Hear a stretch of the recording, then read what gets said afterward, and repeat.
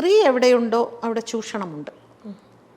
നമ്മളൊന്ന് വീക്കാണ് എന്നറിഞ്ഞു കഴിഞ്ഞാൽ ചൂഷണം ചെയ്യാത്ത ഒരു തൊഴിലിടവും ഇല്ല. അത് സർക്കാർ സ്ഥാപനങ്ങളിലാണെങ്കിലും ആശുപത്രികളിലാണെങ്കിലും തുണിക്കടകളിലാണെങ്കിലും എല്ലായിടത്തും അതുണ്ട്. ഇത്തിരി മുമ്പോട്ട് പോകണമെങ്കിൽ ഇങ്ങനെയാണെങ്കിൽ ചിലപ്പോൾ എളുപ്പം സാധിക്കുമായിരിക്കാം എന്ന് ഇവർ ധരിക്കുന്നു. പക്ഷേ ഇത് എവിടെയാണെങ്കിലും അവനവന് സ്വന്തമായ ഒരു കഴിവില്ലെങ്കിൽ എങ്ങനെയാണ് ഇത് മുമ്പോട്ട് പോകാൻ പറ്റുക?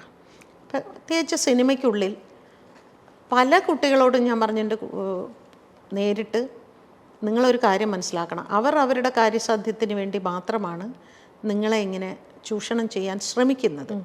അപ്പം നിങ്ങൾ ഒരിടത്ത് നിങ്ങൾ ചൂഷണത്തിന് വിധേയരായി, ആ പടത്തിൽ ഒരു പക്ഷേ അവർ അവസരം തന്നു എന്ന് തന്നെ ഇരിക്കട്ടെ, അടുത്തൊരു സിനിമയിൽ പോയി അവിടെയും അവർ നിങ്ങളെ ചൂഷണം ചെയ്യാൻ ശ്രമിക്കും. അപ്പം നിങ്ങൾ അവിടെയും ഇതിന് വശംവദരാകും. മൂന്നാമതൊരു സ്ഥലത്ത് പോകും. അപ്പം നിങ്ങൾ വിചാരിക്കും ഓക്കെ ഇതിൻ്റെ ഒരു രീതിയാണ് എന്ന് നിങ്ങൾ വിചാരിക്കും. എന്നിട്ട് നിങ്ങൾ പിന്നെ ജീവിതകാലം മുഴുവൻ ഇതങ്ങ് തുടരും. അവസാനം ഒരു സുപ്രഭാതത്തിൽ നിങ്ങൾക്ക് അവസരം കിട്ടാതെ വരുമ്പോൾ നിങ്ങൾ ഈ പഴയ കഥകളെല്ലാം കൂടെ എടുത്ത് വരുന്ന അങ്ങനെ ഒരു വിഭാഗമുണ്ട്.